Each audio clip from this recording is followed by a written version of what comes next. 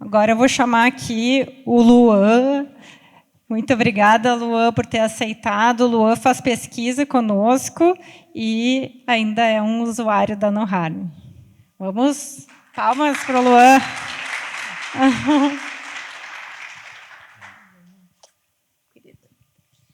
Te apresenta aí, conta um pouquinho da tua história. Bom, boa tarde a todos.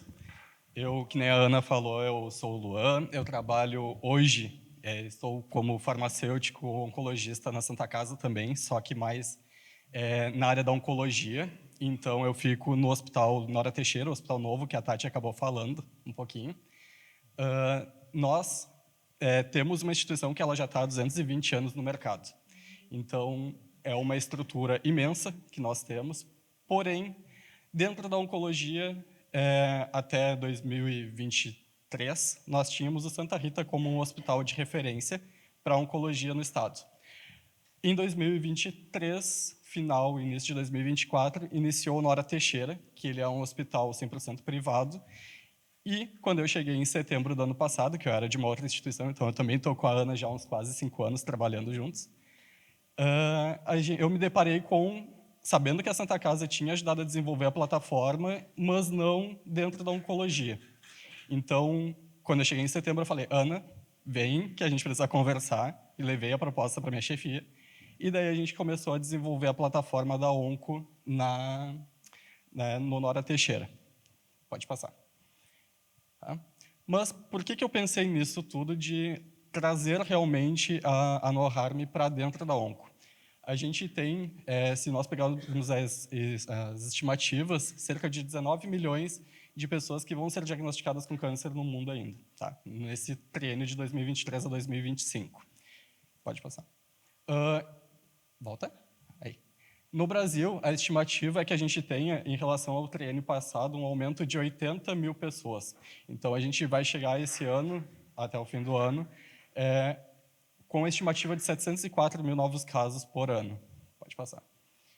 Quando a gente pega e estratifica o câncer de mama e o câncer de próstata, elas são as principais doenças, e quando a gente olha por região, o câncer coloretal e o câncer de pulmão, no Rio Grande do Sul, para homens é o mais prevalente, e para mulheres também. Então, a gente tem diversas... Pode passar um pouquinho. Então, quando a gente olha mais especificamente ainda para o Rio Grande do Sul, nós temos 52 mil novos casos que são esperados para diagnóstico esse ano, até o fim desse triênio. Então, a todo momento nós temos novos medicamentos, novas tecnologias surgindo, e isso faz com que os desafios eles surjam tanto em cenário econômico, tanto de reações, tanto de prescrições, e na oncologia a gente sabe que isso é extremamente preocupante.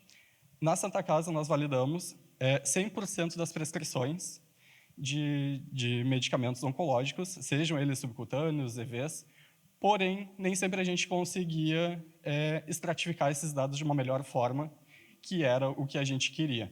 Então, e quando a gente quando a gente pensa em relação às aprovações que a gente tem no mercado, nos últimos 10 anos, a gente vem na oncologia tendo um aumento de medicamentos sendo aprovados, por exemplo, na FDA.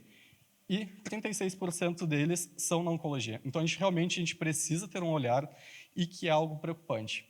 Então, quando eu entrei no Nora Teixeira, a gente não tinha indicadores. Existiam alguns indicadores do Santa Rita, mas da oncologia do Nora a gente não tinha, embora seja um mesmo complexo. Hoje nós tínhamos 2 farmacêuticos, que eram minhas colegas, daí eu entrei, ficou eu e mais uma, e hoje nós somos em 2 também para cuidar do ambulatório e dar suporte para os andares de internação. Então, a gente não tinha uma integração 100% da NoHarm para a oncologia. Então, a gente precisou desenvolver, a Débora está lá, assim, me olhando com uma cara de riso, porque a gente realmente eu incomodei muito, e eu sou chato. Mas eu estava fazendo no palitinho as intervenções que a gente tinha, porque a gente precisava mostrar o quanto a gente fazia, e não era algo que era visual. Aí eu criei um Forms, e daí o Forms ele gerava alguns resultados assim, que depois a gente criava as estatísticas bonitinhas para apresentar para a direção. Mas era tudo muito manual. Pode passar. Então, daí em março, abril, ali a gente conseguiu realmente ter a NoHarm na oncologia. E daí, no primeiro mês, a gente fez, de todas as validações que a gente fez no Nora Teixeira, que nós temos mais ou menos umas 300, 400 validações por mês, só do ambulatório, a gente chegou a 90 intervenções. Isso eu e uma outra colega, mas daquele jeito, ainda tentando descobrir o que mais que a gente podia fazer com a NoHarm na oncologia. Tá? Agora, em junho, eu e uma colega nossa também aumentamos algumas coisas que a gente acabava não marcando as intervenções. Nós chegamos a 248 intervenções. E a gente... Espera um pouquinho. E em junho, a gente fez o piloto de março até ali junho com o Nora Teixeira. E em junho, a gente levou a plataforma para o Santa Rita, que é o hospital com maior número, que atende paciente SUS e privado. E nós chegamos, só no Santa Rita, a 563 intervenções, que antes não eram notificadas, registradas, eram validadas 100%, porém, a gente tinha máscaras do TASI, que eram que nos entregavam as nossas intervenções e os nossos registros. Então, nós conseguimos, a partir disso, estratificar muito mais e muito melhor também tudo que a gente tinha de dado que a gente não conseguia. Juntando os dois setores, o hospital, a parte do Nora Teixeira e mais o Santa Rita, coisa que a gente, no Santa Rita, tínhamos mais ou menos uma média de 40 intervenções por mês registradas, embora fossem 100% validadas, a gente, juntando os dois hospitais, a gente chegou a mais de 800 intervenções feitas por farmacêuticos. Então, isso foi algo que eu agradeço muito a Ana, agradeço também a Débora, por a gente ter conseguido evoluir a plataforma para dentro da oncologia, porque é algo que a gente sente que, no mercado, é algo que outros serviços não têm, e quando a gente fala em farmácia clínica, a NoHarm ela é referência realmente no que a gente tem de melhor para atender e dar segurança ao paciente e aos processos. Tá? Nesse mesmo período, a gente validando as coisas, a Ana, assim, temos algumas melhorias que a gente quer fazer. Vamos lá, então, vamos tentar. Aí a gente foi disponibilizado também a parte de inclusão de exames externos à NoHarm. Então, dentro de um ambulatório, que é o meu cenário, por exemplo, onde os exames laboratoriais que os pacientes realizam é uma dificuldade, muitas vezes, porque eles podem realizar na cidade de origem, eles podem realizar fora da internação, é algo que a gente não consegue integrar, porque a gente não tem uma interoperabilidade ainda nem de evoluções e nem também de exames laboratoriais, então é algo que complica muito. Aí teve essa oportunidade de a gente incorporar os exames laboratoriais. Então, é algo que, para nós, enquanto ambulatório, e quanto também, quando o paciente interna, a gente já deixa esse dado registrado para que a farmácia clínica, lá para a Tati, ela consiga enxergar e não fique algo preso somente comigo ou dentro de uma evolução que muitas vezes pode acabar não sendo vista. Então, dentro da NoHarm, a gente consegue hoje incluir esses dados que fazem com que a gente aumente ainda mais a parte de assistência do paciente realmente e identificação de toxicidades, que é uma coisa que, para mim, é algo que pesa muito, principalmente na oncologia. Pode passar. E, como a gente fala de reações adversas, a gente fala de medicamento, a gente fala de segurança, a gente não pode deixar de falar sobre questões de notificação de reação. Tá? Se nós formos pegar os dados da Anvisa, a maior parte de notificações realizadas em hospitais ou em outros ambientes é realizado por farmacêutico. Pode passar. Então, se a gente for pegar ainda esses dados da Anvisa, nessa primeira listagem que já aparece de estratificação, os oncológicos eles são os principais medicamentos que causam algum tipo de reação adversa nos pacientes.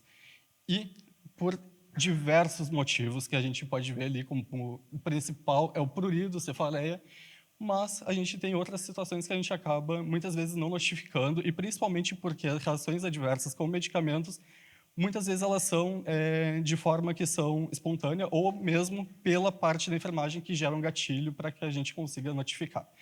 Isso é um problema que todos os serviços eu acredito que tenham, é algo que é inerente, é porque a gente precisa que uma pessoa lá na ponta nos notifique para que a gente consiga notificar.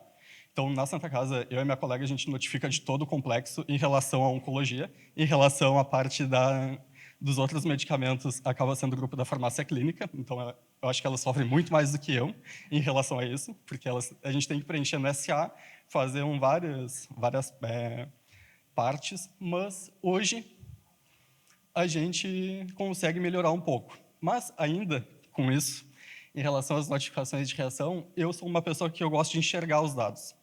Então, para mim, não adianta eu saber que eu tenho uma reação, que eu vou notificar no SA, que é o sistema interno do hospital, e eu não ter aquilo mais palpável. E farmacêutico, como adora um Excel, adora uma tabela, porque a gente precisa enxergar algumas coisas, isso é um fato. Eu iniciei em setembro do ano passado, outubro, a planilhar tudo que eu notificava.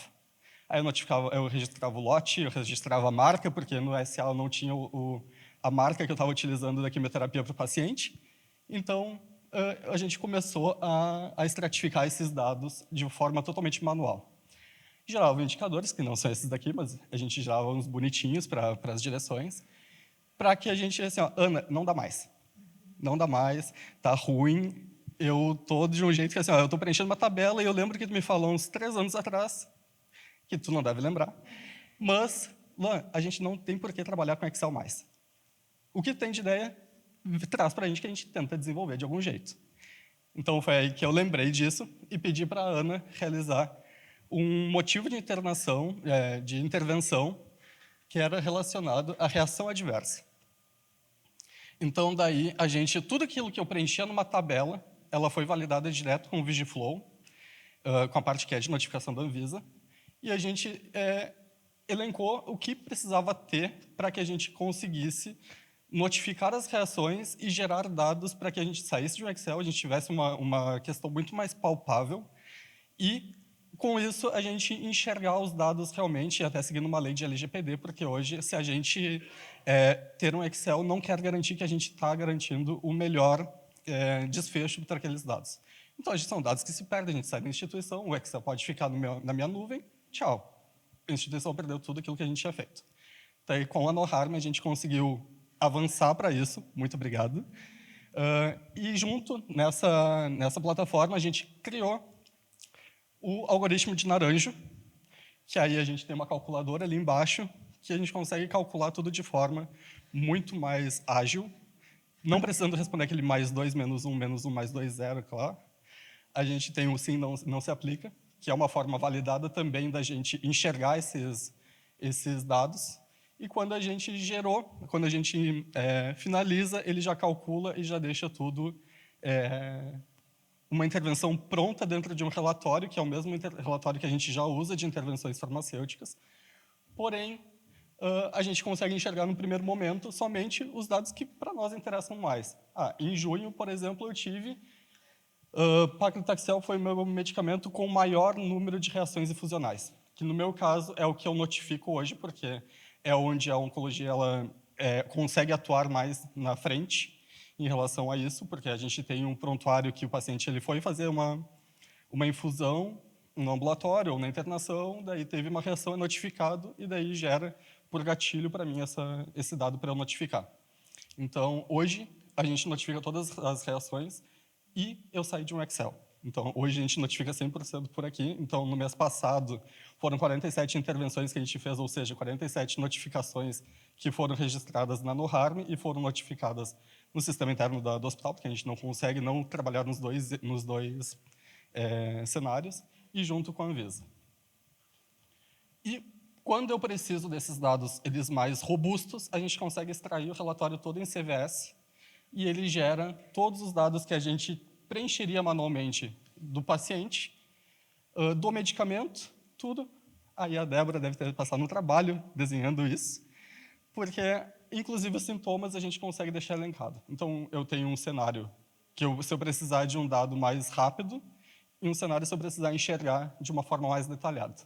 Então, isso foi um grande ganho que a gente teve, foi algo que a gente pensou e repensou e de várias formas para como é que a gente poderia chegar, mas é algo que para a gente, e eu acredito que para vocês também seja um ganho ter isso disponível na plataforma. Identificação de toxicidade hematológica, que é uma parte do meu mestrado, que a gente está desenvolvendo ainda, não está 100% finalizado, então daqui a uns meses essa operação ela vai estar disponível para todo mundo também, porque é um projeto que não é meu, não é da instituição, é de todo mundo, porque era uma premissa que eu tinha quando eu iniciei meu mestrado, era que eu queria que a gente conseguisse identificar a toxicidade hematológica nos pacientes, que é uma grande causa da gente, muitas vezes, postergar um tratamento ou cancelar, suspender aquele tratamento, e o farmacêutico ele sempre ficava sabendo somente quando o problema ele já estava acontecendo e a gente já tinha suspensão daquela prescrição. Então, a gente não enxergava, muitas vezes, aqueles dados. Então, a gente criou, eu validei um método, esse relatório já está em termos de finalização ali, mas dos pacientes que a gente avaliou durante o período de 6 meses, 47% deles tiveram algum tipo de toxicidade hematológica. Os principais motivos de doença eram o câncer de mama, de pulmão e coloretal. Pasmem, não eram o câncer de próstata em homens. Foi até um menor que esses 3 itens. Em decorrência da neutropenia febril, a gente identificou que ocasionaram 3 óbitos. Então, se a gente tivesse tido a oportunidade de ter uma intervenção mais assertiva antes e até comunicado o médico, poderia ter acontecido até a gente poderia ter evitado esses dados. Então, é uma ferramenta que a gente está disponibilizando, que vai ser disponibilizada, que a minha intenção é que realmente ajude todo mundo e que a gente consiga melhorar e a atuação, inclusive, do farmacêutico nesse cenário que é da oncologia e nas toxicidades, pelo menos da hematologia. Depois a gente pode desenvolver outros projetos juntos para tentar melhorar. Em relação ainda à validação de protocolos, aqui foi mais uma coisa que incomodei a Ana. A gente, no Nora Teixeira, a gente valida 100% dos protocolos antes da gente enviar o convênio. Então, ou até mesmo antes da gente fazer um orçamento, por exemplo, isso passa pelo farmacêutico. Então, na oncologia, a gente lida com valores muito acentuados de qualquer medicamento, principalmente quando envolve a parte de imunoterapia. Então, a gente tinha o Excel, como farmacêutico, que nem eu disse, adoro o Excel. A gente estratificava tudo em um Excel, porém, eu não tinha os dados de quanto eu realmente gerava de valor de intervenção farmacêutica. E aqui não digo nem como farmacoeconomia. Aqui eu digo em quanto que a gente estava deixando de ganhar realmente. Porque um ajuste de um documento de convênio que a gente faz, ele gera um valor que é acentuado se a gente pensar nos medicamentos que a gente usa. Mas e esses ajustes? O quanto que eles realmente representavam para a gente em questão de instituição? Quanto que a gente estava deixando de ganhar? Então, foi pensando nisso que a gente montou, daí Ana, eu quero sair de um Excel, quero ir para dentro da NoHarm, até para conseguir calcular realmente o quanto era aquele valor, porque no palitinho é muito mais moroso, tipo, é horrível da gente fazer. Então, daí entrei em contato com a TI, vamos criar um item de cuidado farmacêutico. Daí a gente criou um item que é um medicamento que não existe estoque, que não movimenta, então deve cair para vocês no relatório lá de vocês. Cuidado farmacêutico, não cai? Então, daí nisso a gente conseguiu fazer todas as intervenções que a gente fazia nos outros medicamentos. Agora a gente faz, inclusive, com os produtos que são enviados ao convênio. Então, com isso, a gente, eu não sei que mágica que a Ana fez, mas ela me entregou o relatório rápido. Eu não sei se foi tu, se foi a Ana, se foram as duas, se foi a Ju, porque a Ju também é uma que me ajuda muito, principalmente no mestrado, que a gente conseguiu com um texto, porque se vocês forem ver, todas essas colunas, elas estão dispostas em texto. Ela conseguiu converter o texto em coluna e funciona, não sei como, mas funciona. Eu não consigo entender realmente. Mas a gente consegue estratificar, então, todas as intervenções e realizar. Pode passar. Mais uma vez, ela gera como relatório de intervenção, daí eu classifico pelo medicamento. E, pasmem, em 4 intervenções que a gente fez, isso passou de R$45 mil. Então, hoje, o que eu não enxergava antes do valor do farmacêutico entregando o resultado, em questão de dinheiro, o quanto a gente estava deixando de ganhar numa instituição, agora a gente enxerga de uma forma muito mais visual, clara, rápida e acessível para toda a instituição. Não só para a nossa equipe ali de 2, mas para os 7 farmacêuticos que são do Santa Rita, para a Shirley, que é a nossa coordenadora, para quem quiser entrar lá na Santa Casa e ver esses dados, a gente tem. Não está preso numa planilha de Excel. Então, pode passar. Então, essas são algumas das coisas que a gente veio fazendo e desenvolvendo desde março até aqui. Então, que foi quando a gente realmente, oficialmente, a gente conseguiu trazer a ferramenta para dentro da oncologia. E é algo que nem eu digo ali, a integração da tecnologia ela não dá para ser de uma forma isolada. A gente precisa trabalhar com pessoas, a gente precisa enxergar os processos que a gente tem falhas, o que a gente pode melhorar, e a partir disso realmente tentar gerar mais valor, seja na segurança do paciente, na segurança de processos, que é o que realmente as instituições elas prezam, e é o que a gente, como farmacêutico, a gente também precisa para garantir maior assistência e qualidade dos nossos atendimentos. Obrigado.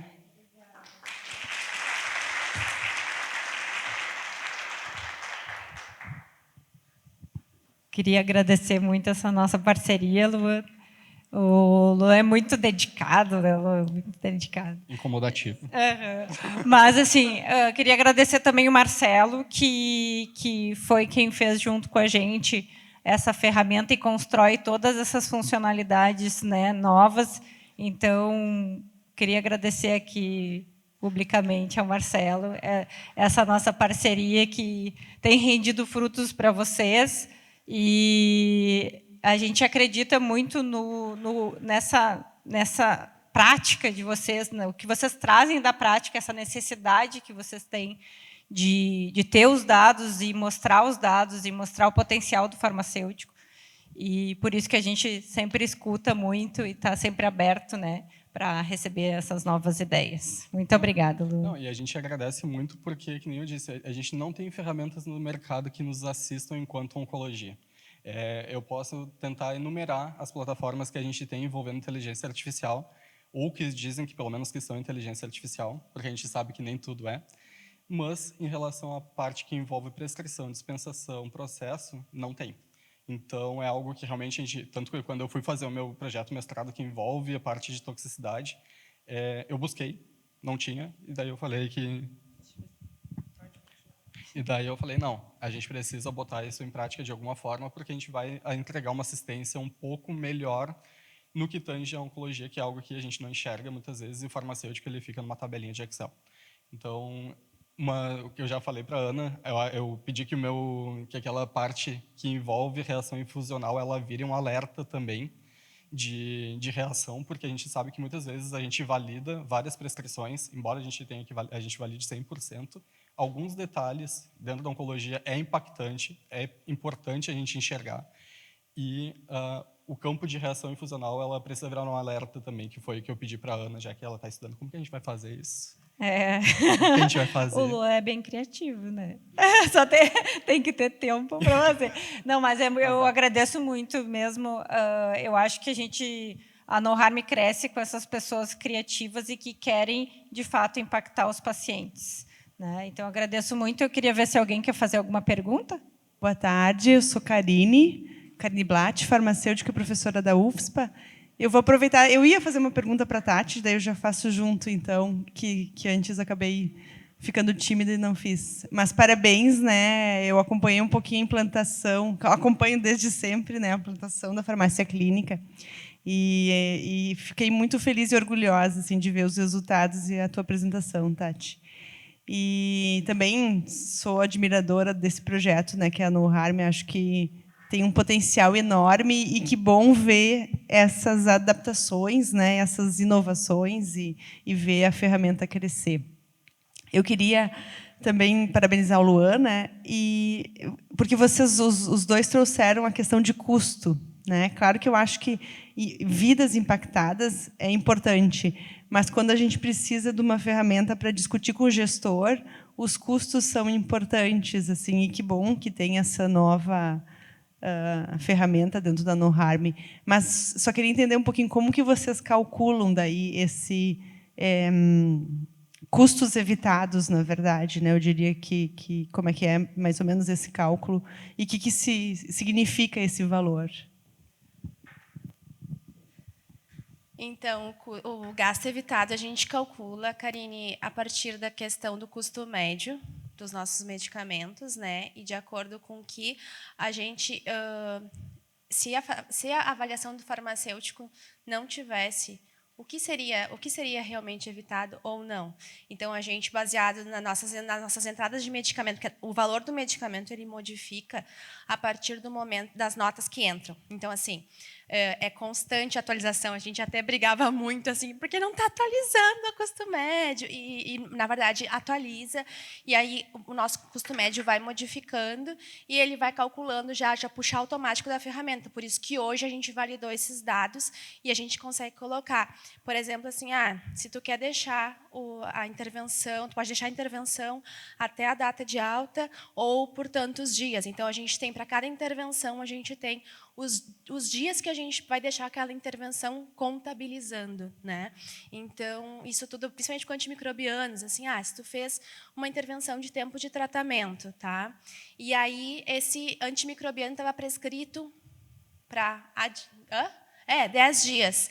E aí, ficou só 7. A gente fez uma intervenção, parou no 7. Então, aqueles 3 dias que estava mantido é um custo evitado. Sim. Não, só porque, na verdade, é o custo evitado com medicamento, né? Exatamente. Porque, na verdade, é subestimado. Porque tu poderia ter dias de internação, tratamento do efeito adverso, que nem vocês identificaram, Sim. né? Então, assim, só economia com o medicamento em si. Sim, né? eu costumo dizer que é frasca economia, né? Porque é só o medicamento em si. Mas os indiretos, foi a Emily que falou isso, os custos indiretos, né, que é o que a gente está comentando, a gente conseguiu da controladoria quanto equivale um leito. Porque, por exemplo, se está falando de UTI, o dia daquele leito vale X. Se está falando de uma unidade de internação, vale Y. Então, cada leito tem um valor. Isso a gente não conseguiu ainda colocar, né? Porque a gente precisa saber... a gente vai precisar de um estudo mais especializado para saber quanto que evitaria de dias de internação. Mas é uma proposta que a gente precisa começar a pensar. Até para contribuir nessa parte, a gente já tem alguns hospitais que usam dessa forma de dias de internação evitado. Né? No momento que tu, por exemplo, faz um switch VO, tu consegue mudar o antimicrobiano, por exemplo, de injetável para via oral e dar uma alta precoce para esse paciente, ele ficaria 10 dias e tu conseguiu dar no 4º dia, porque ele já estava melhor e poderia ir para casa com via oral. Tu sugeriu, o médico aceitou, tu deu uma alta precoce, conseguiu ter uma economia de tantos dias, digamos assim, uns 4 dias. Tu inclui uma intervenção de alta precoce.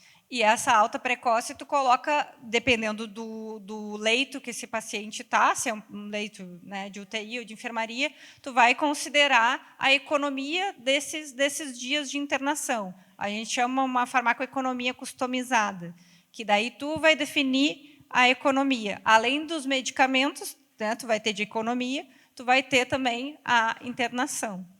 Então, tem a possibilidade de colocar, daí é uma questão assim, mais de organizar para começar a usar, porque tem tantas intervenções, né, fica complexo, às vezes, de tantas possibilidades que tem, mas já existe, né, principalmente quando tu tem um farmacêutico dedicado ao controle de infecção, por exemplo, e aí tu consegue direcionar para esse fim, né, fazer switch VO de medicamento, né, de terapia sequencial oral.